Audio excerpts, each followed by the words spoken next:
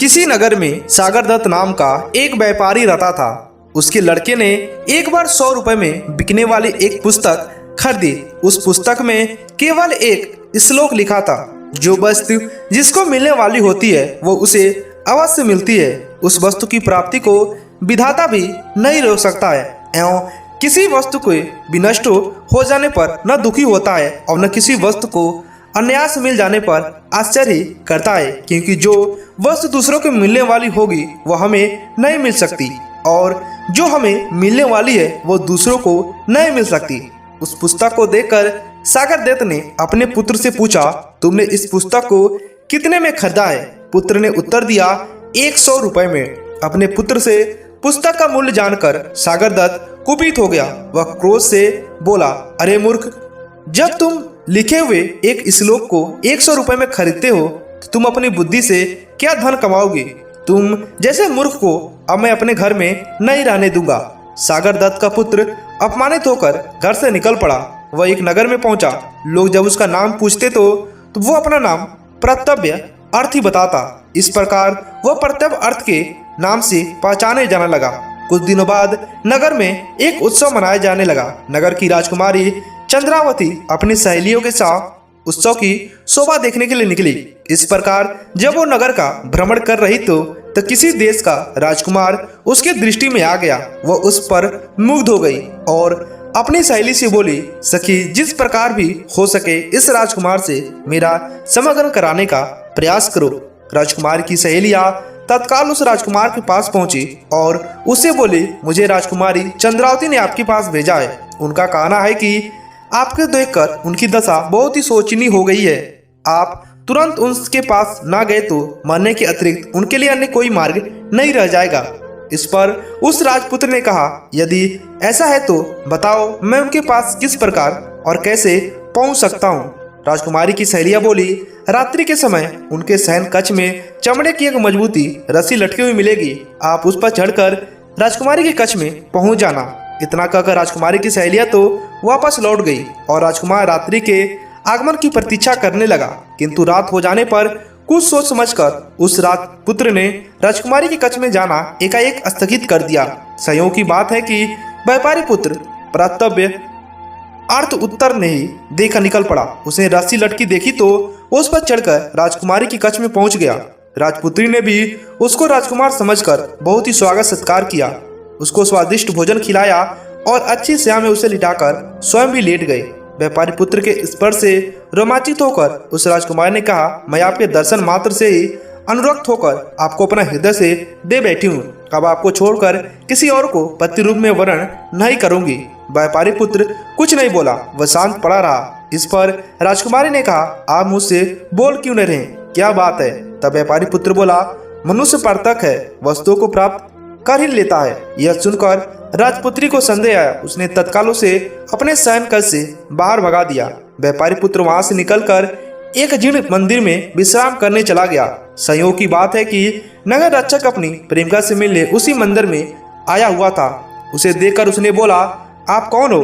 व्यापारी पुत्र बोला, मनुष्य अपने परतक के अर्थ को ही प्राप्त कर सकता है। नगर रक्षक बोला, यह तो निर्जन स्थान है, आप मेरे स्थान पर जाकर सो जाइए। व्यापारी पुत्र ने उसी बात को स्वीकार तो कर लिया, किंतु अर्धनिंद्रिय होने के कारण भूल से वह उस स्थान पर न जाकर किसी अन्य स्थान पर जा पहुंचा। उस नगर रक्षक की कन्या बिनवती भी किसी पुरुष से प्रेम में फंसी हुई थी। उसने उस स्थान पर आने पर अपने प्रेमी को संकेत दिया हुआ था, जहाँ की प्रत्यव्य अर्थ पहुंच गया था। बिनवती वहीं सोई हुई थी। उसको आते देखकर बिनवती ने यही समझा कि उसका प्रेमी आ गया है। वह प्रसन्न होकर उसका स्वागत सत्कार करने लगी।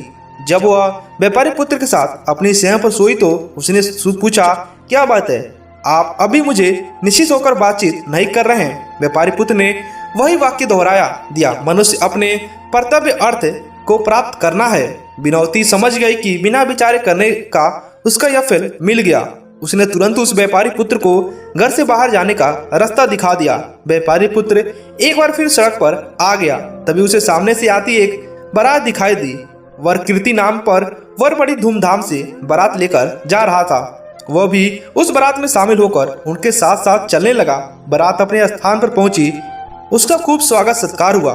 विवाह का मुहूर्त होने पर सेठ की कन्या सज धज कर विवाह मंडल के समीप आई। उसी छोड़ एक मदस्त मस्ती हाथी अपने महावत को मारकर भागता हुआ उधर आ गए। उसे देखकर भय के कारण सभी बाराती वर को लेकर वहां से भाग गए। कन्या पक्ष के लोग भी घबरा कर घरों में घुस गए। कन्या उस स्थान पर अकेली रह गई। कन्या को भयभीत देखकर प्राप्त अर्थ ने उसे सांत्वना दी। डरो मत, मैं तुम्हारी रक्षा करूंगा। यह कहकर उसने एक हाथ से उस कन्या को संभाला और दूसरे हाथ से एक डंडा लेकर हाथी पर बोल पड़ा। डंडे की चोट से भयभीत होकर वह हाथी सहसा वहां से भाग निकला। हाथी के चले जाने पर प्रकृति अपनी बारात के साथ वापस लौटा, किंतु तब तक विवाह का मुहूर्त निकल चुका था। उसने देखा कि उसकी वधू किसी अन्य नौजवान के साथ सटकर खड़ी हुई है और वह नौजवान उसका हाथ थामा हुआ है। यह देखकर उसे क्रोध आया और उसने अपने ससुर से बोला, आपने यह उचित नहीं किया। अपनी कन्या का हाथ मेरे हाथ में न देकर किसी अन्य हाथ में दे दिया। उसकी बात सुनकर सेठ बोला, मुझे स्वयं भी नहीं मालूम कि यह घटना कैसे घटी। हाथी के डर से मैं भी तो तुम लोगों के साथ यहाँ से भागी गया था, अभी अभी वापस लौटा हूँ। सेठ की बेटी बोली, पिताजी, इन्होंने ही मुझे मृत्यु से बचाया, अतः मैं इनको छोड़कर किसी अन्य के साथ विवाह नहीं करूंगी। इस प्रकार विवाद बढ़ गया और रात्रि भी समाप्त हो गई। प्रातःकाल वहाँ भीड़ इकट्ठी हो गई। राजकुमारी भी वहाँ पहुँच गई। बीनावती ने सुना तो वह भी तमाशा देखने वहाँ पहुंची। स्वयं राजा भी इस विवाद की बात को सुनकर वहां पर आया। उसने व्यापारी पुत्र से कहा, युवक, तुम निश्चित होकर सारी घटना का विवरण मुझे सुनाओ। व्यापारी पुत्र ने उत्तर दिया, कहा, मनुष्य प्रत्येक अर्थ को ही प्राप्त करता है। उसकी बात सुनकर राजपुत्री बोली, विधाता भी उसको नहीं रोक सकता। तब बीनावती कहने लगी, इसलिए मैं विगत बात पर पछतात नहीं करती और मुझको उस पर कोई आश्चर्य नहीं होता। यह सुनकर विवाह मंडल से आई सेठ की कन्या बोली, जो वस्तु मेरी है वो दूसरों की नहीं हो सकती। राजा के लिए ये सब पहले बन गया था। उसने सब कन्याओं से पृथक पृथक सारी बातें सुनी और जब वह आश्वस्त हो गया तो उसने सबको अभय दान दिया।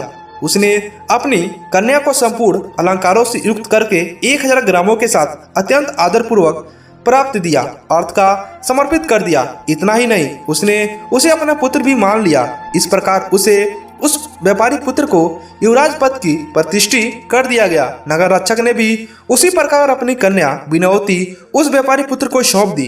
तीनों कन्याओं से विवाह और व्यापारी पुत्र आनंद पूर्वक राजमहल में रहने लगा। बाद में उसने अपने समस्त परिवार को भी वहां बुला लिया। दोस्तों, इस कहानी से हमें सीख मिलती है कि दाने दाने पे लिखा है खाने वाले का नाम। आपको यह कहानी कैसी लगी हमें नीचे कमेंट कर बताइएगा।